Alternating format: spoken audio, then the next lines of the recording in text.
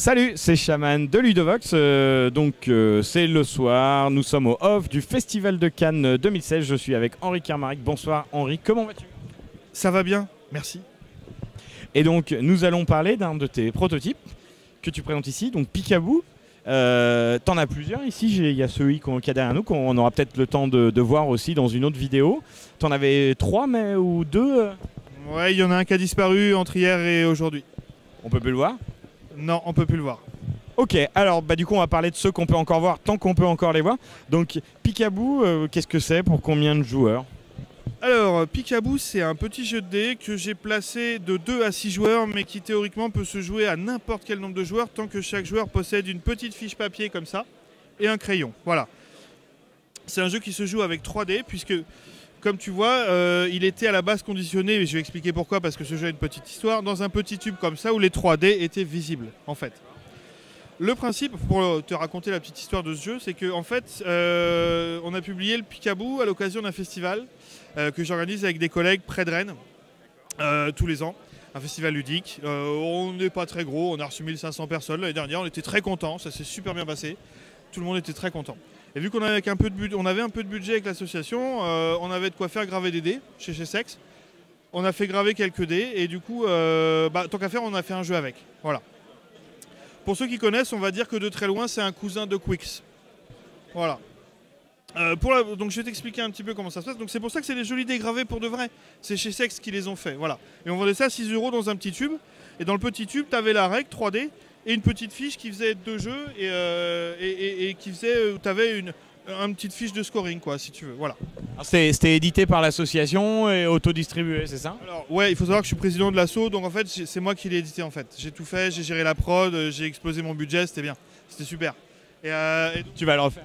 Ouais, je vais le refaire, je sens que je suis doué. Et voilà. Et donc non mais c'était chouette. C'était un projet qui m'a pris 2-3 mois, c'était très sympa. Donc on était très contents parce qu'on a vendu 160 exemplaires sur le week-end, ok. Et donc on en avait fait un jaune et un violet, on les voit sans doute peut-être à la caméra. Il y avait Picaboo violet, le manoir de la peur, et Picaboo jaune, le château hanté. Et donc le truc, c'est qu'il y en avait 100 exemplaires de chaque, et donc il y en a 160 qui sont partis sur le festoche. Les 40 autres ont été vendus la semaine d'avant, la semaine d'après à des proches, enfin c'est parti en 2 semaines quoi. Et donc on était super contents parce que ça veut dire que le jeu a bien trouvé son public. Bon, pour 200 exemplaires tu me diras, voilà, mais bon c'était chouette quand même. Et donc là, vu que maintenant on a une belle édition collector qui traîne dans les coins d'Ille-et-Vilaine, je me suis dit que j'allais le ramener pour voir s'il n'y avait pas un éditeur qui serait tenté de le faire en un peu plus gros, un peu partout dans le monde ou au moins la francophonie. Voilà. Donc là, je le monte ce soir au off pour faire jouer les gens, en plus de mon autre prototype. Voilà. Ok, alors du coup, tu peux nous dire un petit peu comment ça marche, qu'est-ce qu'on y fait avec ces 3D? Et juste les feuilles de papier, du coup elles étaient roulées dedans ou tu avais une adresse et puis tu allais te les imprimer toi-même? Les deux, mon capitaine. En fait, le truc, c'est qu'il y avait une feuille de papier qui incluait la règle, l'aide de jeu et le petit. Je vais t'en montrer une, ne quitte pas. Hop là. Ça se présentait, si tu veux, comme une feuille de papier comme ça qui était effectivement roulée dans le truc. Et donc sur cette feuille, tu vois, on a une petite grille, une aide de jeu qui récapitule les monstres, et là on a la règle du jeu. Voilà. Donc les gens avaient tout, et là il y a une adresse web qui va sur mon site où il y a des planches de plein de grilles que tu peux imprimer à volonté au bureau, c'est super. Voilà. Donc je t'explique un peu comment ça marche? Bien sûr. Alors, donc comment ça fonctionne? Chaque joueur a une grille devant soi et un crayon, ok? À chaque tour, un joueur, n'importe lequel, peu importe, jette les dés au milieu de la table, de façon à ce qu'ils soient visibles par tous. On jette les dés. Et donc là, ils vont montrer soit des chiffres, soit des monstres, parce que sur chaque dé, en fait, le 6 est remplacé par une phase d'un petit monstre, dont j'expliquerai l'effet un peu plus tard. Donc là, chaque joueur, simultanément, on joue tous en même temps, et c'est pas tour par tour, doit placer soit un chiffre, soit un monstre, dans une des cases de son château ou de son manoir, selon lequel Picaboo on joue. Voilà. Parmi ce qu'on a en soi au milieu de la table. Alors effectivement, si tu décides de placer un chiffre, tu peux combiner comme tu veux les chiffres devant. Là, vu que c'est un 2 et un 5, je pourrais prendre le 2, ou le 5, ou 7. Voilà. Si j'avais à côté un 5, je pourrais faire 10, 12, 7, etc., etc. On peut combiner comme on veut. Ensuite, donc, on place ce chiffre dans une des cases de son château. Pourquoi est-ce qu'on met des chiffres dans son château, me poserais-tu comme question? Évidemment, pourquoi poserait-on des chiffres d'ailleurs comme 12, qui est un chiffre très connu dans certains systèmes numériques, dans son château? Excellente question, monsieur Chaman, merci de me l'avoir posé. En fait, le principe, c'est que à la fin de partie, il y aura 3 façons de marquer des points. La première, c'est d'arriver à faire une suite de chiffres contigus. Contigu est un mot français qui signifie qu'ils sont à côté l'un de l'autre et qui sont les uns après les autres. Et donc, par exemple, si tu arrives à faire 2, 3, 4, 5, 6, 7, 8, 9, 10, machin, tu marques un point par case de cette suite. Bon, bien sûr, on compte que la plus grande suite. D'accord? C'est la première façon de marquer des points. La deuxième, c'est d'arriver à faire des groupes de 3 chiffres identiques adjacents. D'accord? Diagonale, ça marche. Ok? Donc voilà, par chaque groupe de 3 chiffres adjacents identiques, eh ben, tu marques 3 points. Sachant que tu peux scorer qu'une seule fois chaque valeur. D'accord? Un groupe de 3-3, un groupe de 3-4, un groupe de 3-5, etc., etc. Enfin, la dernière façon de marquer les points, c'est de vaincre des monstres. Donc là, je vais en venir aux monstres. Le premier monstre, c'est sur le dé violet, il est gentil, c'est notre copine, c'est la sorcière. La sorcière, elle est là plutôt pour nous filer un coup de main. Elle, ce qu'elle permet de faire, c'est qu'elle permet d'additionner 2 chiffres qui se trouvent déjà dans notre grille, et du coup d'en mettre le résultat dans une autre case de notre grille de notre choix. N'importe où. N'importe où. Le deuxième monstre, c'est le zombie, le Frankenstein. Le Frankenstein, lui, on peut décider ou non de le mettre dans sa grille. On n'est pas obligé, d'accord? Si on le met dans sa grille, on dessine une petite tête de Frankenstein dans sa grille. C'est mignon. Hein, ça commence à peupler son château. Et le principe, c'est que à la fin de partie, si le Frankenstein est vaincu, il rapporte 2 points en plus. S'il n'est pas vaincu, il fait perdre 2 points. Comment on fait pour le vaincre? Eh bien, il faudra qu'il soit à côté d'un 13 ou plus. Avec dans une seule case, 13 ou plus. Exactement. C'est-à-dire que, et pour ça, la sorcière peut nous y aider. Si par exemple, j'additionne un 9 et un 8, ça me fait un 17. Si je passe un 17 à côté de mon zombie, il est vaincu. D'accord? Combien de points t'as dit que ça rapportait un zombie vaincu? 2 points. Et ça fait perdre 2 points. Le dernier monstre, c'est le blob. Le blob est lui aussi un monstre qui doit être vaincu. La façon de le vaincre, c'est qu'il est juste un 9 à côté de lui. D'accord? Le truc, c'est que quand le blob apparaît sur les dés, on est obligé de jouer le blob et qu'on ne peut pas jouer autre chose.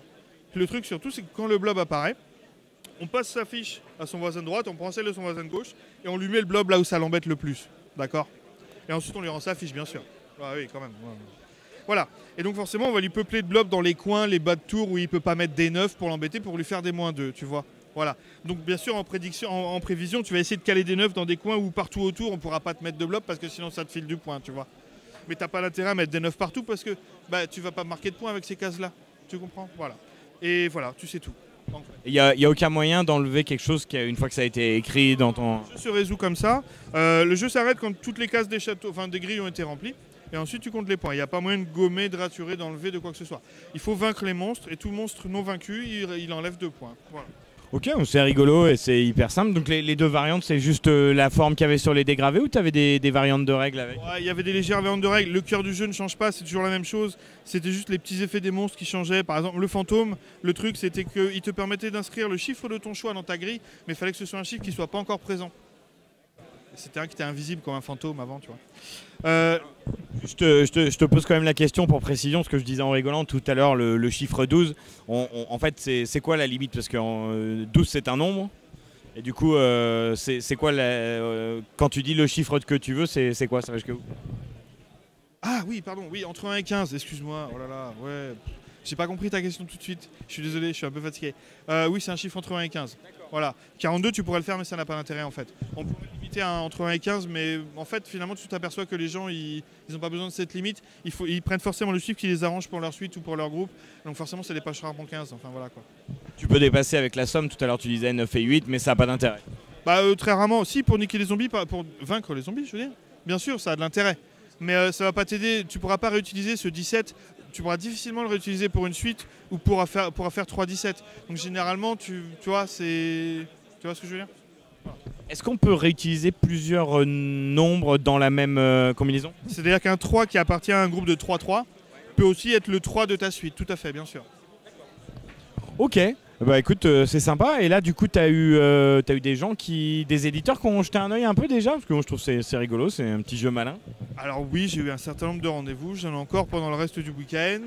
Oui, il y a un certain nombre de gens qui m'ont demandé un prototype et je vais envoyer tout ça en rentrant dans ma maison. Et donc j'ai bon espoir que l'un d'entre eux soit plutôt plus intéressé que moi et qu'un jour il trouve le chemin des boutiques. Voilà. Mais ça, faut pas tuer la peau de l'ours, quoi, jamais. Toi, quand tu le proposais, tu disais que tu le vendais 6 €, c'est ça dans les festivals ou j'ai mal compris? Alors dans mon festival à moi, on le vendait 6 €, mais le truc c'est que tous les sous étaient reversés à l'association du festival pour faire un meilleur festival. On n'avait ni distributeur, ni boutique, ni rien. Et donc on vendait le tube avec les 3 dégravés et la règle dedans 6 €. Donc vendre un tube 6 €, moi ça m'a pas paru déconnant pour un public familial qui, si tu veux, il achète ça, il se ramène avec un petit jeu 6 €. C'est mignon parce qu'on avait mis tous les petits visuels des faces des dés là comme ça visibles.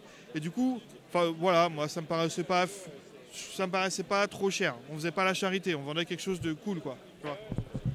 Ok, bah écoute, merci de nous avoir présenté Picaboo. Bah, j'espère que ça trouvera son chemin vers les boutiques, comme tu dis, parce que je trouve ça vraiment très rigolo. Donc, juste pour les gens qui nous regardent, j'ai vu à partir de 7 ans, j'imagine que c'est ça, c'est valide. Ça, ouais, c'est valide, ouais, clairement. Ouais. Il faut juste savoir faire des additions. Voilà. Après, tu vois, ouais, ma fille qui s'approche des 6 ans, sur les additions simples, par exemple dans Perlimpinpin, il y a ça, ça passe, quoi. Si elle sait jouer à Perlimpinpin, théoriquement, il y a de bonnes chances qu'elle y arrive. Après, le truc, c'est qu'on dépasse la dizaine, donc ça dépend. Moi, la mienne qui a 7 ans, qui est en CE1, elle y joue nickel. La dernière, quand elle était en CP, c'était limite, tu vois. Mais c'est dans ces eaux-là, quoi. 7 ans, c'est bien. Merci Henri, et pour ceux qui nous regardent, à bientôt sur Ludovox.